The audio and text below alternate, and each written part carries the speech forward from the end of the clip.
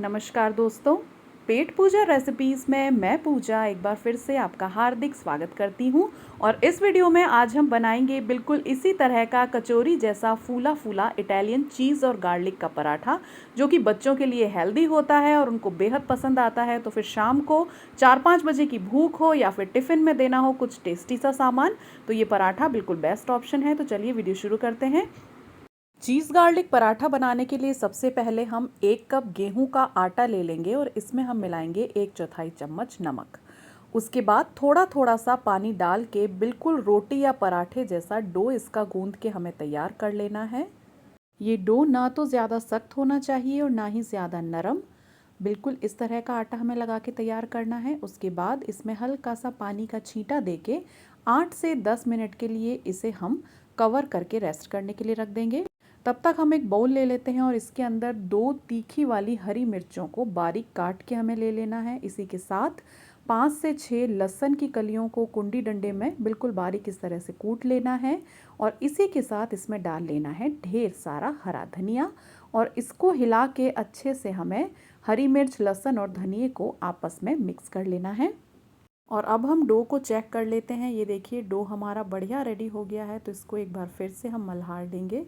इसके बाद इसके 2 पेड़े हमें बना के तैयार कर लेने हैं। 1 कप गेहूं के आटे में से 2 मीडियम साइज़ के पराठे आपके बन के तैयार हो जाएंगे। तो थोड़े से बड़े साइज़ की बॉल को तोड़ के एक बार फिर से हाथों से मल्हार के हम इसके पेड़े बना के रेडी कर लेते हैं। और अब पराठे को बेलने के लिए पेड़े को हमें सबसे पहले सूखे आटे में इस तरह से डस्ट कर लेना है। किनारे और ऊपर नीचे सब तरफ से आटा लगा के हमें पराठे को बेलना शुरू करना है और इसका एक बड़ा सा पराठा इस तरह से बेल के रेडी कर लेना है। उसके बाद एक चीज़ स्लाइस हम ले लेंगे और इस तरह से उसका रैपर हटा के पराठे के बिल्कुल बीच में हमें इस चीज़ स्लाइस को इस तरह से रख देना है। चीज़ बच्चों को भी वैसे बहुत ही ज़्यादा पसंद होता है, तो चीज़ स्लाइस को हमने इस तरह से बीचों बीच लगा दिया है। इसके बाद आधा चम्मच पिज़्ज़ा सीजनिंग हमें इस तरह से इस चीज़ स्लाइस के ऊपर अच्छे से स्प्रेड कर देनी है। तो ये पिज़्ज़ा सीजनिंग भी हमने डाल दी है। इसके बाद एक और चीज़ स्लाइस को लेके हमें इस पिज़्ज़ा सीजनिंग को कवर कर देना है। इसके बाद पराठे को हम फोल्ड करेंगे तो इस तरह से उठा के एक हिस्सा पराठे का बंद कर देना है, दूसरी तरफ से दूसरा हिस्सा और आगे और पीछे की तरफ से भी पराठे को इस तरह से बंद करके हमें लॉक कर देना है। इसके बाद पराठे को फिर से बेल के हम तैयार करेंगे। तो सूखे आटे में पराठे को इस तरह से डस्ट करके हमें इसको चौकोर बेल के तैयार कर लेना है।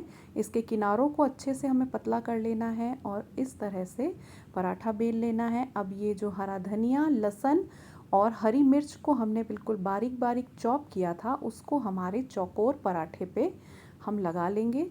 इस मिश्रण में से आधी सामग्री को हमें इस पराठे पे लगा लेना है और बाकी के बचे हुए आधे मिक्सचर को हम दूसरे पराठे के लिए बचा के रख लेंगे। तो इस तरह से फैलाते हुए हमने सारी सामग्री को पराठे पे लगा लिया है। इसके बाद थोड़ा सा सूखा आटा इसके ऊपर इस तरह से डस्ट कर देंगे, जिससे कि लहसुन ने अगर थोड़ा सा पानी छोड़ा हो तो आटा उसे एब्जॉर्ब कर ले और पराठा हमारा गीला गीला ना लगे। उसके बाद बेलन एक बार चला के सारी सामग्री को पराठे में हम दबा लेंगे। और अब हम गैस पे एक तवा चढ़ा लेते हैं।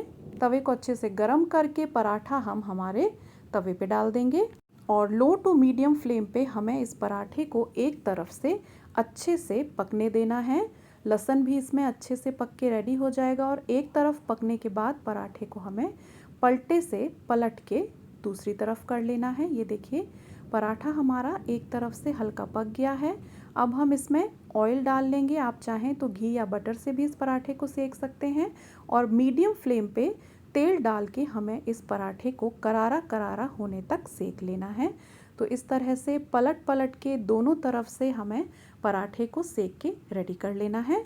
इस पराठे को सेकने में आपको सिर्फ एक बात का ध्यान रखना है कि फ्लेम लो टू मीडियम ही रहे और सुनहरी चित्तियाँ आने तक इस तरह से दबा दबा के हम पराठे को सेक लेंगे। ये जो चीज़ है, जो हमने इसके अंदर चीज़ स्लाइस को स्टफ़ किया था, वो चीज़ अच्छे से मेल्ट होके इस पराठे में अच्छे से स्प्रेड हो जाती है। और ये देखिए एक तरफ से सुनहरी चित्तियाँ आ गई है। तो इस तरह से दबा दबा के हमें पराठे को फुला के अच्छे से सेक लेना है। ये देखिए पराठा बहुत बढ़िया फूलता है, इस तरह से चौकोर तरह से बेला हुआ पराठा बहुत अच्छा फूल के रेडी होता है। और ये देखिए लहसुन वाली साइड भी हमारी अच्छे से क्रिस्पी कुरकुरी हो गई है, तो एक पराठा हमारा रेडी हो गया है। और इस पराठे में देखिए चीज़ किनारे तक बहुत अच्छे से फैल गया है, बहुत बढ़िया पराठा बना है।